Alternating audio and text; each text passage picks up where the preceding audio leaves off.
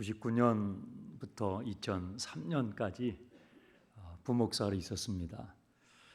그때 계셨던 우리 원로 목사님, 원로 장로님, 김상원 장로님 앞에 계시고요. 또 김주봉 장로님, 그때 어르신들이 여전하시는 모습을 보니까 너무 놀랍고 또 감격스럽습니다. 2003년까지 그 당시에 제 얼굴을 기억하시는 분도 계실 거고, 또 그 이후에 오셔서 장 목사가 어떻게 생겼는지 처음 보시는 분도 계실 텐데 이렇게 생겼습니다.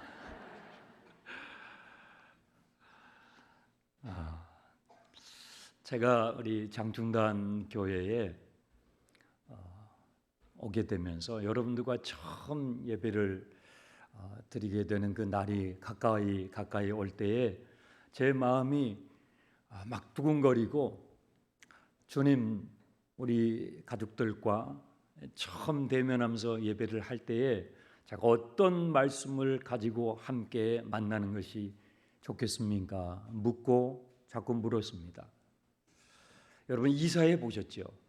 이사해 보시면 이 물건을 버리고 갈 것이냐 아니면 가지고 갈 것이냐, 이거 선택해야 돼요. 버릴 것이 있고 버리지 않고 남기고 가지고 갈 것이 있는 것이죠. 여러분, 그리스도인으로 살면서 정말 남기고 가야 될 것, 챙겨야 될 것, 버리지 말아야 될 것, 꼭 가지고 있어야 될 게 뭐가 있을까요? 다 버려도 이거 하나만큼은 내가 꼭 가지고 있어야 될 그게 뭐냐고요. 주님께 묻고 물을 때에 주님께서 제 마음에 그것 좀 나누면 좋겠다. 장충단 식구들과 처음 만나는 시간에 그걸 나누면 좋겠다 하는 감동을 주셨어요.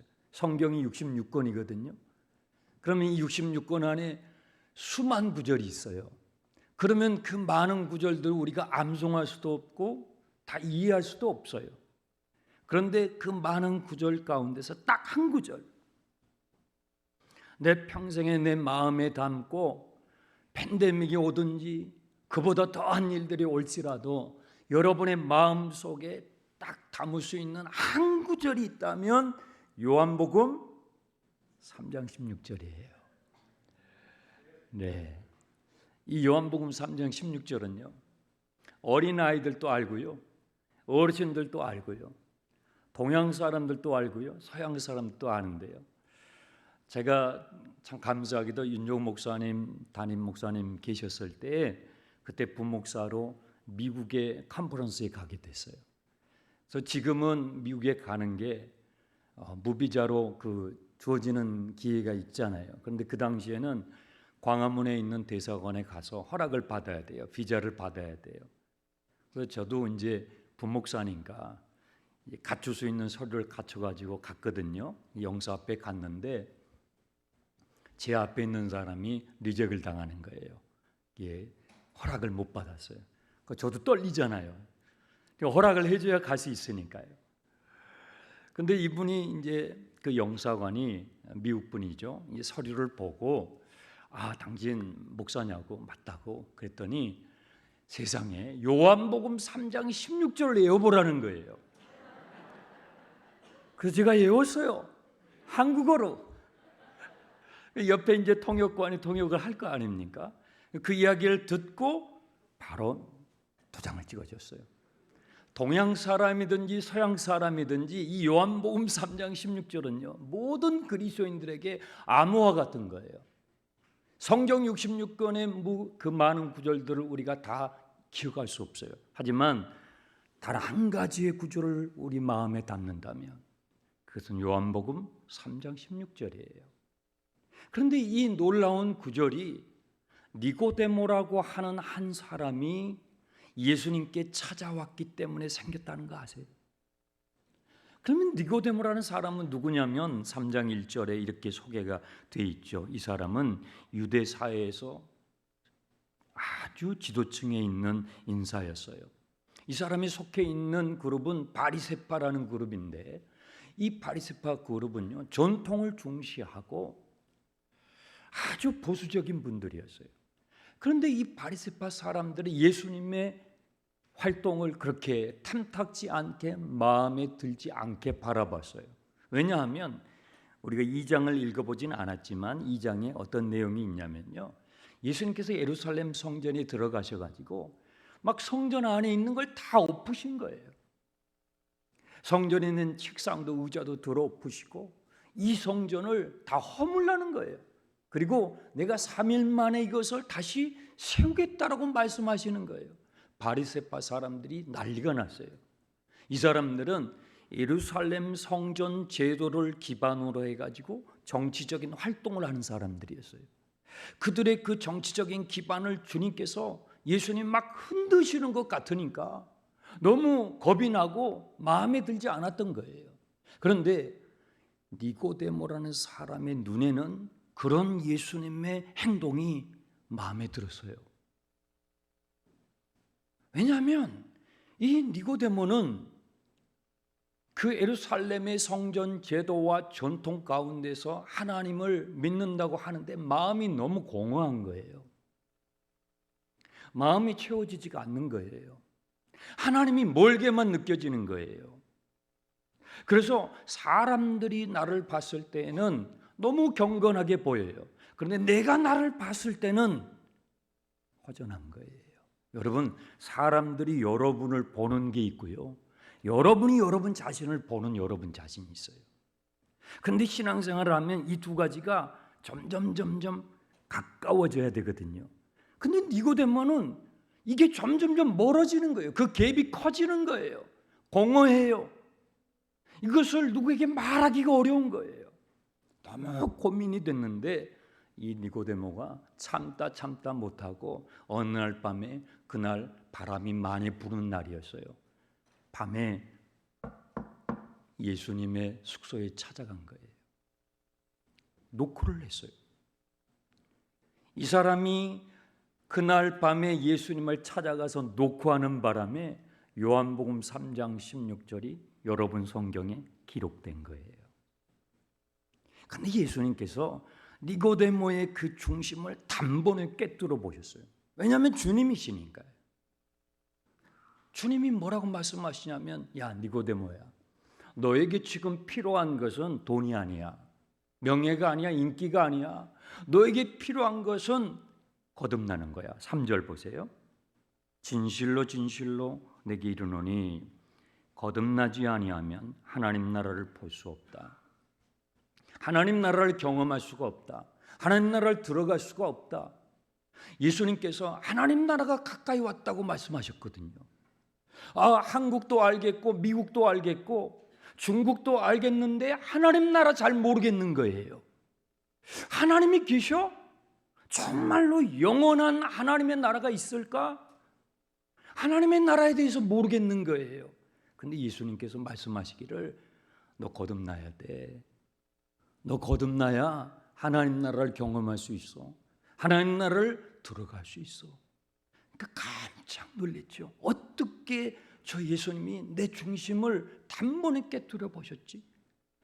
그래서 니고데모는 이렇게 이해를 한 거예요. 거듭나야 된다고 하니까, 다시 태어나야 한다고 하니까 엄마의 뱃속에 들어갔다가 다시 나와야 돼서 다시 나와야 되는 걸로 이 사람이 이해를 하고, 예수님 그러면 제가 모태에 들어갔다가 다시 나오라는 얘기십니까?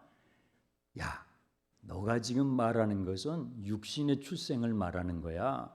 내가 지금 너에게 말하는 것은 영적인 출생을 말하는 거야. 육으로 난 것은 육이고 영으로 나는 것은 영인데, 너는 지금 육신의 출생으로 내 말을 이해하는데 그게 아니고 내가 너에게 말하는 것은 영적인 출생에 대해서 말하는 거야. 6절을 보세요. 육으로 나는 것은 육이요, 내가 지금 너에게 말해주는 것은 영으로 출생하는 건데, 8절, 그것은 성령으로 출생한다는 거지. 성령으로 다시 태어나야 한다는 거예요. 그러면서 밖에서 바람이 부는 것을 예수님이 말씀하셔요. 저 밖에 바람이 불잖아. 여러분, 바람을 보신 적 있습니까? 바람은 눈에 보이지 않아요. 바람은 어디서 시작해가지고 어디로 날아가는지 우리는 몰라요. 그런데 창문을 열고 보면 나무가 있죠. 나무에 붙어있는 그 잎사귀가 흔들리는 걸 보면서 지금 바람이 지나가고 있구나 알게 되지요. 성령으로 나는 것은 바로 그와 같은 것이야. 예수님께서 이렇게 말씀하셨어요. 제가 우리 교회에 부임하면서 여러분과 이제 한 주간을 보내면서 포스터를 이렇게 붙였어요. 아나조프레오. 다시 타오른다라는 헬라어예요. 그랬더니 어떤 분이 저에게 질문을 했어요. 목사님, 우리가 다시 타오를 수 있을까요? 예전에 우리 장충단 교회가 타오를 때가 있어요. 다시 타오를 수 있을까요? 하고 물으시는 분이 계셨어요. 그때 제가 답변을 못했어요. 왜냐하면 저에게는 그런 재주가 없어요. 여러분, 부모가 자식을 바꿀 수 있어요? 못 바꿔요. 남편 되신 여러분 아내를 바꿀 수 있어요? 절대로 못 바꿔요. 아내 되신 여러분 남편을 바꿀 수 있어요? 죽어도 못 바꿔요. 사람이 사람을 못 바꿔요. 내가 나를 못 바꾼다고요. 그런데 어떻게 무슨 재주로 이 장 목사가 교회를 바꾸겠어요? 못 바꿔요. 그런데 한 가지 방법이 있다라는 거예요. 주님이 지금 니고데모에게 그 말씀을 해주시는 거예요. 뭐냐면요, 성령의 바람이 불면,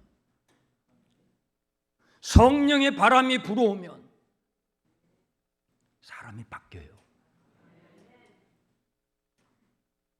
성령이 역사하고 성령의 바람이 불어오면, 여러분 바람이 불잖아요. 그러면 바람이, 약한 바람이 불고 미풍이 불면요, 잎사귀만 살랑살랑 흔들리거든요. 그런데 센 바람이 불어요.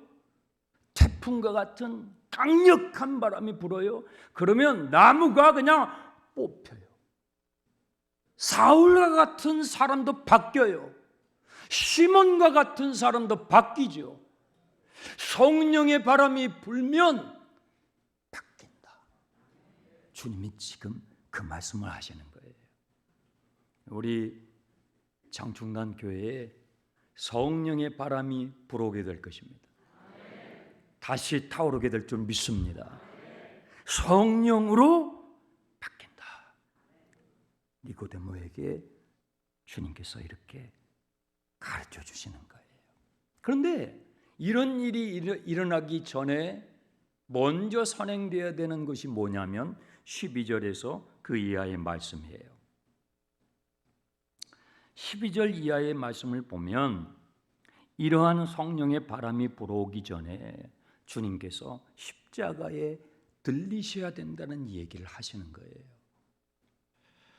이 니고데모는 구약에 대한 이해가 많아서요, 민수기 21장에 나와 있는 이 사건을 주님께서 언급을 하시면서 이스라엘 백성들이 애굽에서 출애굽했을 때 광야에서 먹을 것이 떨어졌어요. 주님께서 뭘 주셨죠? 만나를 주셨어요. 양식을 구할 수 없는 광야잖아요. 거기서 배를 채울 수 있는 만나를 주시면 얼마나 감사해요. 그런데 오늘도 주시고 어저께도 주시고 계속 만나만 주시는 거예요.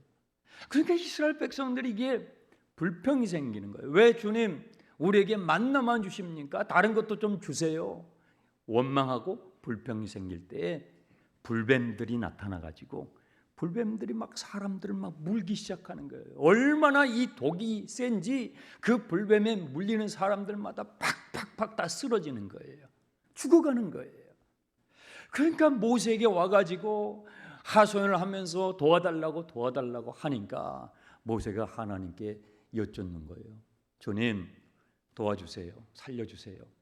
하나님의 해결책이 뭔지 아세요? 야, 구리로 뱀을 만들어가지고 장대에 높이 달아. 그리고 그것을 쳐다보면 살아나게 될 것이다. 여러분 이것은 쉬운 게 아니에요. 내가 지금 불뱀에 물려가지고 독이 퍼져가지고 죽어가고 있습니다. 그런데 장대에 달려있는 구리뱀을 쳐다본다고 살겠냐고요. 내 감정하고 전혀 맞지 않아요. 내 이성하고 전혀 맞지 않아요. 내 상식하고 맞지 않는 거예요. 그런데 하나님은 그렇게 말씀하시는 거예요. 그랬더니 그것을 순종하고 쳐다본 사람은요, 살아납니다. 바라본다는 것은요, 믿는다는 것입니다. 바라본다는 것은 믿는다는 것입니다. 내 감정이 맞지 않아요. 내 이성과 내 지성에 맞지 않지만 주님의 말씀에 근거해서 내 믿음의 눈을 열어서 바라볼 때에 여러분 성령의 역사가 나타나기 시작하는 거예요.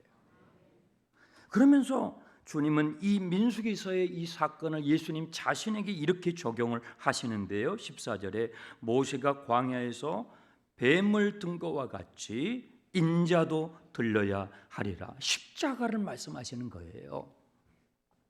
여러분, 인류의 조상 아담과 하와가 뱀에 물렸어요.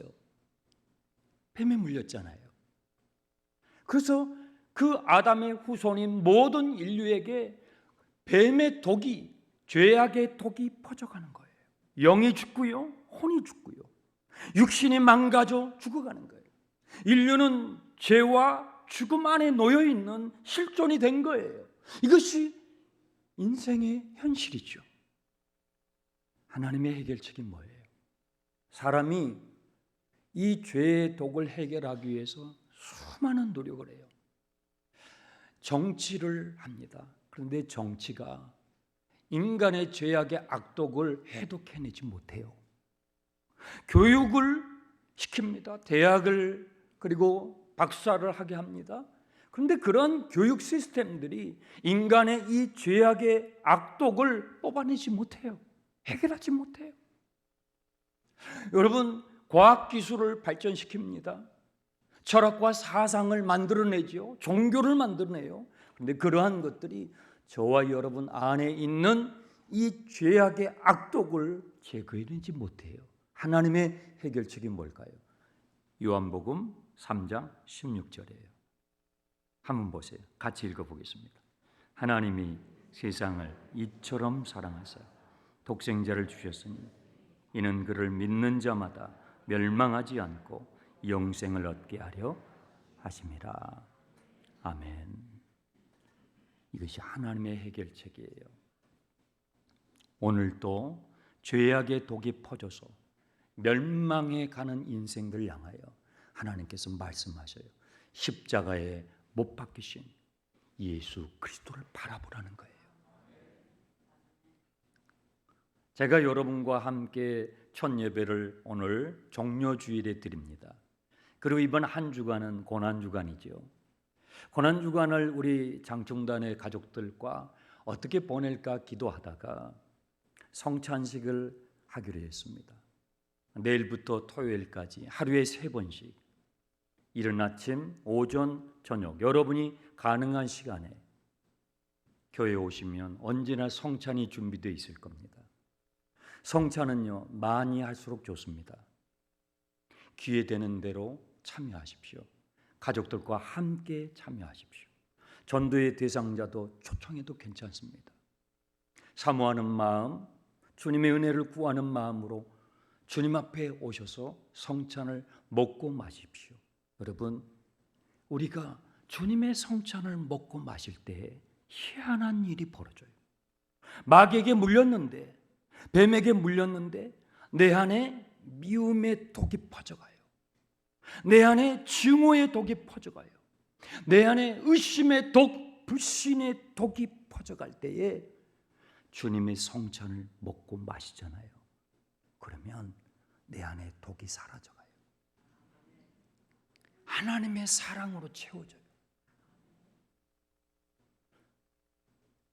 십자가에 못 박히신 예수 그리스도의 그 능력이 실제로 우리 안에, 저와 여러분 안에 채워지는 것입니다.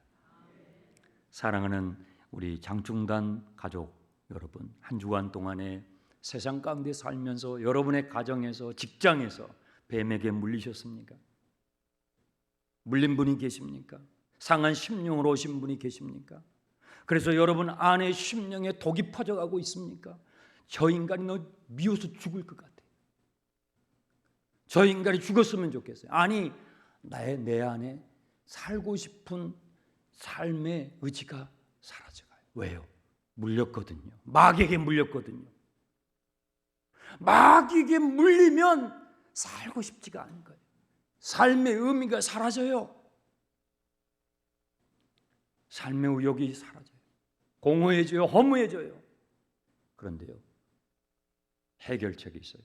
십자가에 나를 위해서 못 박히신 주님의 십자가를 바라보고 주님의 성찬을 먹고 마시면 여러분 안에 있는 모든 죄악의 독이 씻겨져 나가는 것입니다. 우리 하나님 아버지의 사랑으로 채워지는 고난주간이 되시기를 주님의 이름으로 축원합니다. 기도하겠습니다. 하나님 아버지, 감사합니다.